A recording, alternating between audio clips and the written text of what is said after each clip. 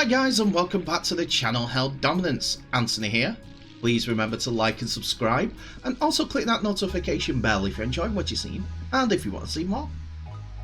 Coming up in today's episode, 5 score lines and scorers from the NRL on the 19th and 18th of March, while we look at the 18th of March 2 Super League games highlights. So instead of my usual reports on the NRL games that have been played, I'm going to go through the scores and the scorers and give you a brief outline of what happened during the games for Fridays and Saturdays NRL games. There are 5 to go through, and here are those scores. So the Dragons put a tough one to the Panthers as they were just beaten 16 points to 20 as the Panthers came through for their second win of the season. St George scored all the points in the second half as Jaden Sewer scored a try and Zach Lomax also scored a try, with Lomax kicking one of the 2 goal conversions in the second half. But all the damage was done in the first half by the Panthers as a Viliami kickout scored on his 10th minute, Spencer Lenio on the 30th, and kick out again on 33rd, with Crichton kicking 3 from 3. Terrell Sloan scored the St George Illawarra try in the first half, and Lomax added the extras. Lomax found himself in the bin in the 53rd minute, and so did Jaden Sewer on the 27th, as the Panthers struggled in St George to overcome the Dragons. The second game on the Friday saw the Manly Seagulls go down to the Roosters in Sydney 26 points to 12. As we see, it was 22 points to 0 at half time when the Seagulls decided to rally. It has been a weekend of comebacks, to be honest.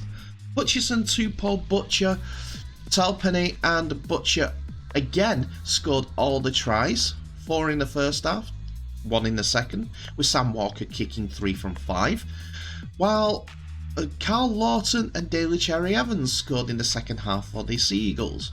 Ruben Garrick kicked 2 goals as well. The first game on the Saturday round of matches, we saw the Gold Coast Titans beat the New Zealand Warriors 20 points to 18. Both Firma scored early in the game with the first try for the Titans, and then they scored twice again through Greg Marzu, and Philip Sammy scored on the 57th minute. Toby Sexton kicked 2 goals, while Wade Egan scored his second in 2. Marcelo Montoya and Adam Pompey scored the tries for the New Zealand Warriors. Reece Walsh on his return was 3 from 3. But the New Zealand Warriors didn't score a single point in the second half, despite leading the first half 18 points to 16. Granola Sharks beat the Parramatta Eels 18 points to 16 to get the Sharks their first win of the season. And at the PointBet Stadium in Sydney, we saw Ronaldo Mulitalo scoring the first try of the game. Sione Katoa scored the next, with no conversions for those 2 tries from Nico Hines. Connor Tracy scored the Sharks' 3rd try after Mitchell Moses went over just before half time, but it was 8 points to 6 at half time. Reid Mahoney went over for the Eels' 2nd try after 2 Clint Gutherson's penalties, but it was Tague Wilton who settled the game as the 16-12 lead was pushed to an 18 points to 16 deficit for Parramatta Eels in another close one, which Sharks are happy to win. And the final game on Saturday saw the North Queensland Cowboys winning 26 points to 6 against the Canberra Raiders.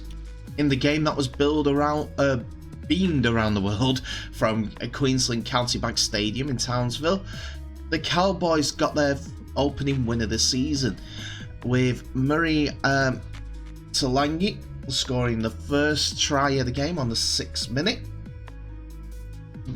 which was followed up by a try by Corey Hawara-Narara, who converted his own kick in the first half, which gave a half-time lead of 4 points to 6. Missing a try here. 8 points to 6, as one of the tries wasn't counted for some reason on this scores.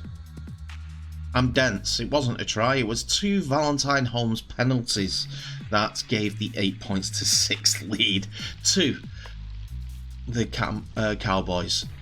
And the Cowboys turned on the style in the second half as Hamaso Tabao Fidel scored on the 55th minute with Cal Felt on the 56th before Jeremiah and Nane scoring on the 71st. 3 goals from 4 for Valentine Holmes, and the sin binning for Hudson Young was the tail of the tape between these two sides as the Cowboys went away 26 points to 6.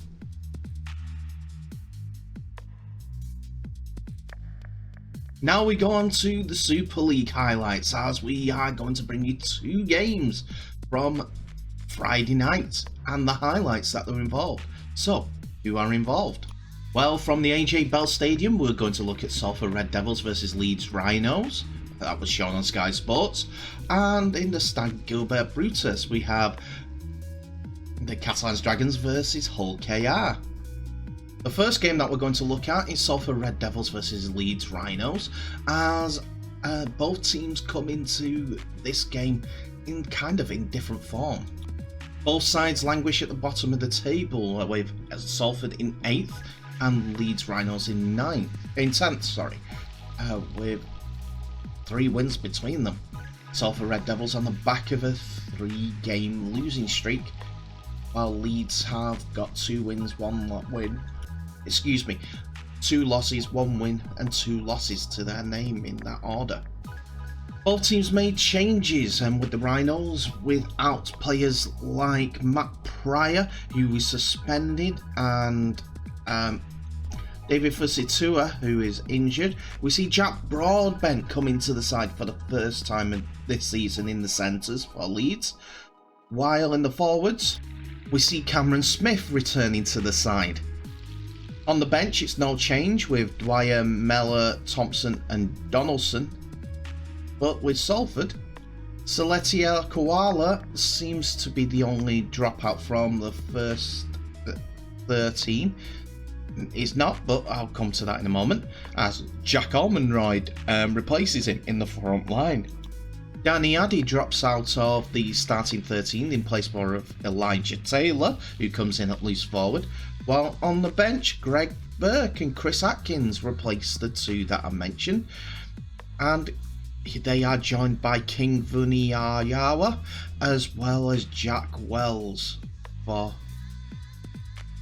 one other replacement, as James Greenwood misses out and Alex Gerrard starts in the forward line for Sulphur Red Devils.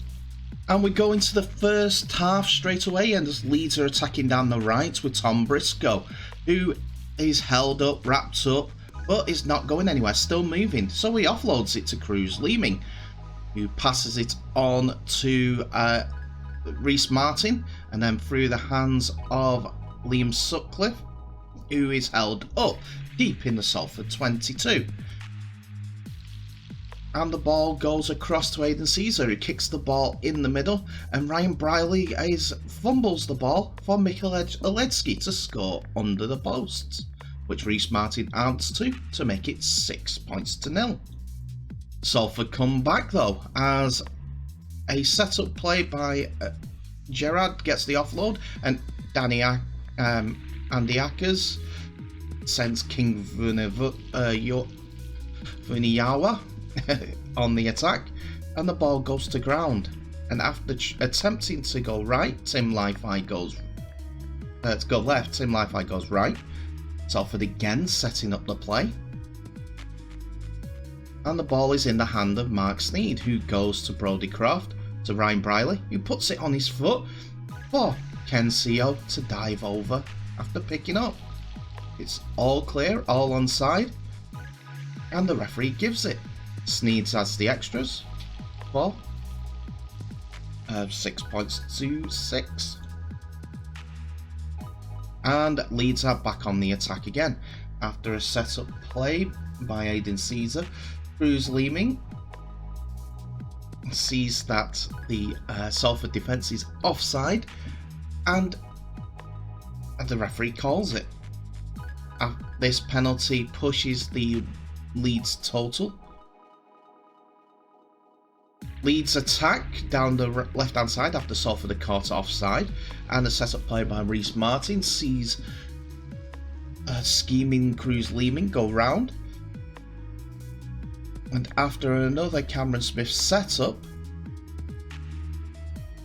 so we start the first half with Leeds deep in the Salford 20, and Aidan Caesar kicks for the posts, and while Briley tries to pick up the ball, he fumbles onto Mikołaj Dulецki, who puts the ball down underneath the sticks from Rhys Martin to convert a 6 points to 0 lead for Leeds.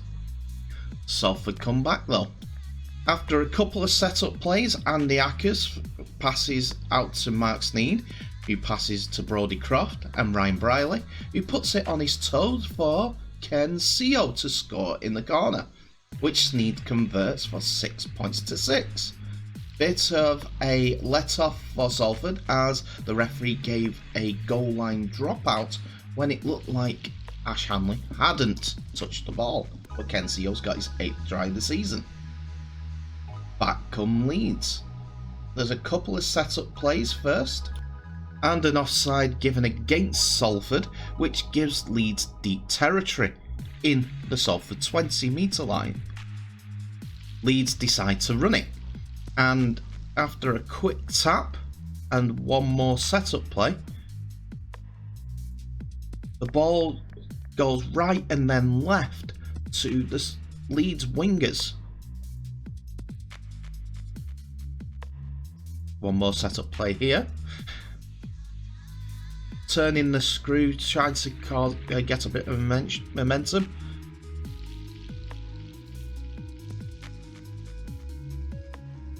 Salford are doing well in their defence, but the ball now goes one more, and a great offload by Donaldson, who finds Jack Walker, who passes the ball out wide to Ash Hanley, who just recently had a try marked off because of a double movement early in the game.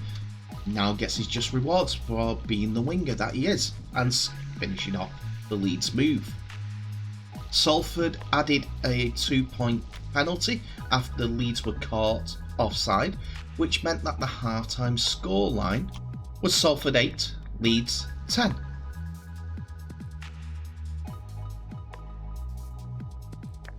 We now start the second half with Leeds on the attack once again, and it's a great kick by Aidan Caesar that is put into the corner, into the centre, but Joe Burgess is on hand to defuse it and sets Salford on the attack and gets a half breakaway and gets into the Leeds half, 35 metres away from the Leeds goal line.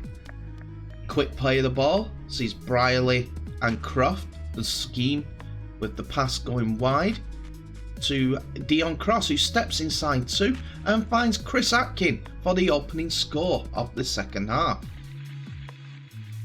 Sneed adds the extras, and Salford are 12 points. 14 points to 12 ahead. Salford come again, as they are now 20 points to 12 ahead due to a try from Elijah Taylor bundling over from close range. But in the closing minutes, Salford are in once again. After a half break by Andy Ackers there, Ryan Briley takes over the acting halfback role and finds Brodie Croft, and King Vuniyawa breaks through, and there's the supporting Ryan Briley for the final try of the game for 24 points to 12, and a conversion by Mark Sneed to make it 26 points to 12. And that was the final score, as Sulphur get their 3rd win of the season. But Leeds are only 1 win from 6.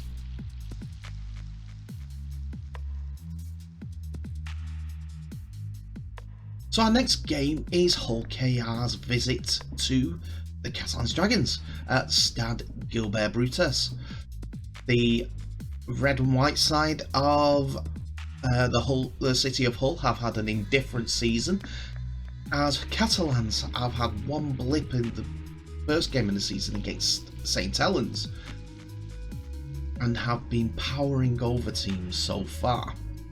So let's have a look at how that translates in the league table. After that opening day defeat against St Helens, the Dragons have gone on to win 4 games and beat Wigan 28 points to 0 last time out, while Hull KR beat Sulphur 26 points to 16 at the AJ Bell Stadium and have 2 wins from their 5 games so far. So for a change, let's have a look at the home side first, as there is one change in the backs for the Catalans Dragons, as Fuad Yaha comes in for Artur Romano, who drops out of the 17 altogether, while Dylan Napper comes in for the suspended Jordan Desaria, who is out for 3 games, but otherwise an unchanged side for the starting 13. But on the bench, we see the return of Sam Cassiano in place of Gil Dudson, but otherwise Gudamon, May and Chan continue on the bench. For the Robins, Matt Parcells drops out of the 17 completely, while Jez Litton returns to the starting lineup after last week's spell on the interchange bench. But in the forwards, Matty Staunton comes in for Kane Lynette, who misses out on the starting 13. But otherwise, the only changes are on the bench, as Ethan Ryan and Corbin Sims both return to the bench, with Greg Richards.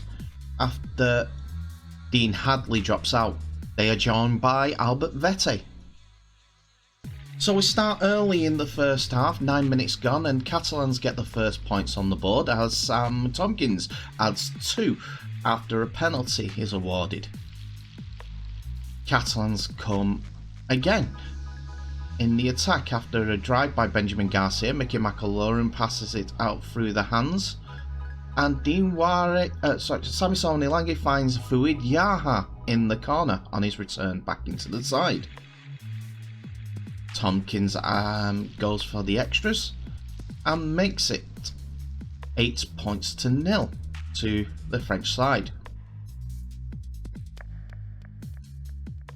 A dump tackle from Mitchell Pearce seems the Australian in the bin for 10 minutes after the referee consulted with the video referee. But Hull KR used the numerical advantage well as they come roaring back. Jordan Abdul passes the ball out wide for Ryan Hall, who goes over in the corner. Unfortunately, Abdul doesn't add the extras, but Sam Tompkins adds the 2 to make it 10 points to 4 due to a penalty. Mitchell Pearce is back on the pitch, but Sean Kenny Dow powers through the Catalans defence to score Hull KR's second try of the half. Jordan Abdul adds the 2 for a 10 points to 10 half-time scoreline. All Catalans now as Mitchell Pearce starts running the options. First he has Sami Sonilangi driving in, but his kick through hits the post and finds on the run through the Catalans player for the try, which Sam Tompkins adds the extras to. Joe Chan was the scorer of the second Catalans try to make it 16 points to 10, and Sam Tompkins adds another penalty to make it 18 points to 10, and that's where the scoring ends. With Catalans going 5 out of their 6 games victories at 18 points to 10. And that's it, ladies and gentlemen. Thank you so much for watching. Please remember to like, subscribe, and also share this video worldwide, as well as clicking that notification bell for any updates that may be coming your way in the near future. Please, everyone, stay civil in Rugby League, as you don't want to be Sam Tompkins mad, as you'll see in a moment what he does to this poor remote control car that brings him the kicking tee. It does actually run into him. So he does just kick it over. Oh, what can you do? Technology. Well. But anyway, tell me what your thoughts are on today's episode. Thank you again for watching. Comment below. Who are the surprising package in Super League so far? And who do you think is going to be the ones that struggle some in the NRL? I'm hoping it's not the New Zealand Warriors, because they've got some creative players, and if they can meld it all together and get the team homing, they could decent run towards the grand final. Don't know how far they go, but I think they need a couple more pieces to go that one step further. But anyway, remember to comment below, remember to like, share, subscribe. But in the meantime, thank you for watching. Please stay safe, all the best, and I'll see you in the next video.